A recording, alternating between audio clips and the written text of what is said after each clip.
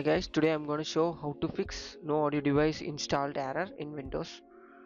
So before going to the video, please turn on the CC for subtitle, and you may see on the bottom it shows no audio device is installed. While I was try to click the audio, and also I was trying to volume up and volume down, it was not yet enabled. It was in disabled condition. So let us see how to fix it. So to fix, just enter into your Windows search and search for device manager.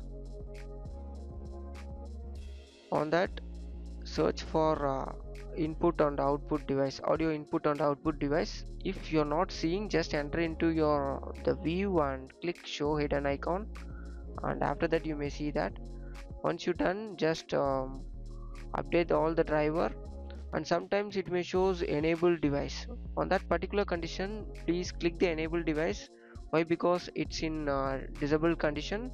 So sometimes it may be the reason for issue. Yeah, I think this is the reason. Now it shows like it was fully enabled, so that was the reason. So now it's fixed. I hope you enjoy the video. Thank you for watching. For more, subscribe TechTube.